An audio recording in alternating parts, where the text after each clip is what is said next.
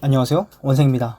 오늘은 나리백합 재배 요령과 병해충 방제 방법을 공개하겠습니다. 먼저 나리 혹시 들어보신 적 있나요? 저는 나리에 대해서 처음 들어봤는데 알고 봤더니 나리가 백합이라고 합니다. 그래서 한국에서는 처음에 이제 연두색 약초로 주로 산지와 강가에서 발견이 됐다고 합니다. 크기는 지름 6에서 12cm 정도로 노란색과 하얀색 기름종이 무늬의 아름다운 꽃이라고 적혀 있습니다. 전통 한의학이나 이제 민간 요법에서 이제 건강을 증진시키려는 목적으로 활용이 됐는데, 이게 독성으로도 이용이 될 수 있다고 하니까 전문가의 지시를 따르라고 권하고 있습니다. 여튼 오늘은 백합을 어떻게 기르고 백합에 어떤 질병들이 발생하는지에 대해서 자세하게 한번 살펴볼까 합니다. 먼저 나리 재배 요령입니다. 농사로에서 나리를 어떻게 재배하면 좋을지 간략하게 설명을 하고 있습니다. 먼저 나리는 구근 같은 경우에 9월 하순에서 11월 초순에 정식하는 것을 추천드립니다.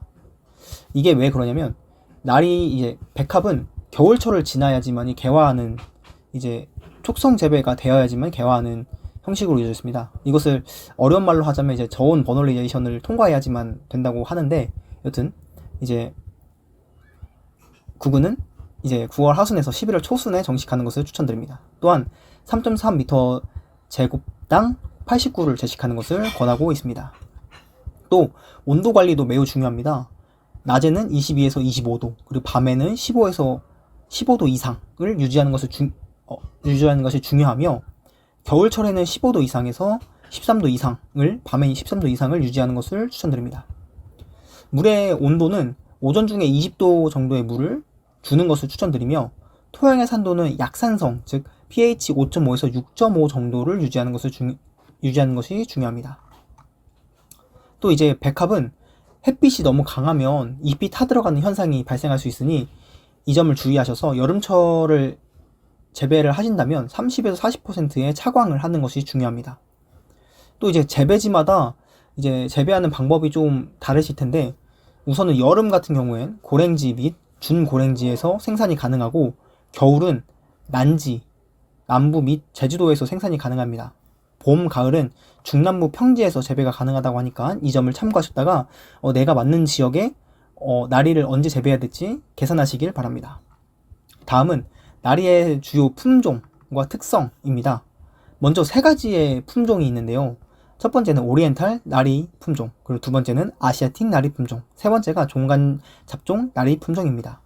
오리엔탈 나리 품종 중에는 세로나, 퍼시픽 웨이브, 스완 뷰티라는 것이 있는데, 대표적으로 세로나 같은 경우엔 향기가 강하고 연분홍색을 띠며 일본에서 사랑을 받고 있는 품종 중에 하나라고 합니다. 그래서 일본의 수출이 가장 많이 되는 품종 중에 하나가 바로 세로나라는 품종입니다.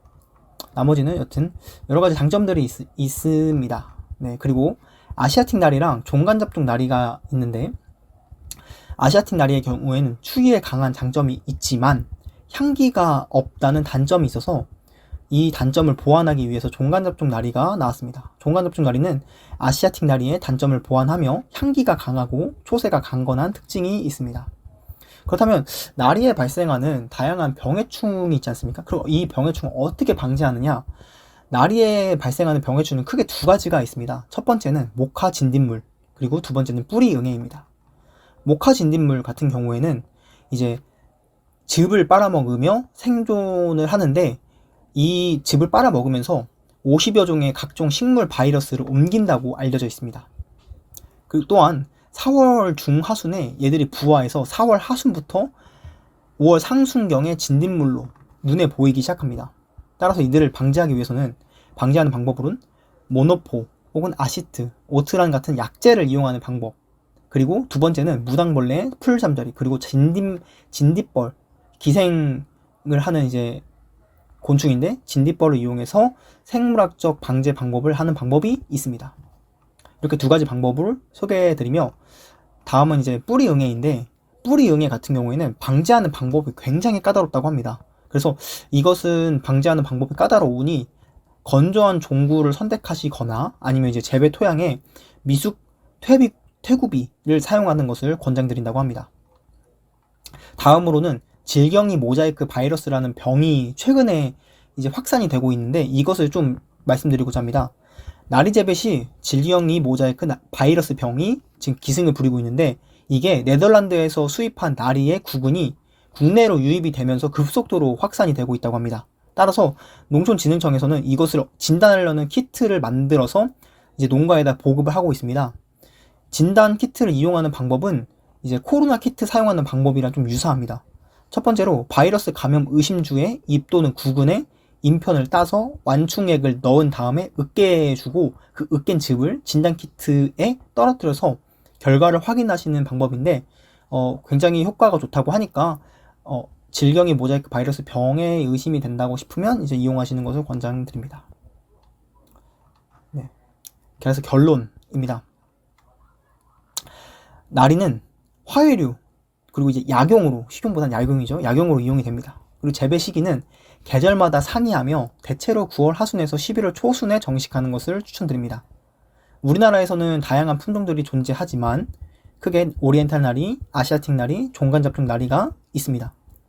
또 이제 백합에 발생하는 진딧물과 뿌리 응애가 있으니 이 점을 유의하셨다가 이제 방지하실 때 방지하시면 되고, 최근에 질경의 모자이크 바이러스 병이 기승을 부리고 있다니까 이 점도 유의하시길 바랍니다.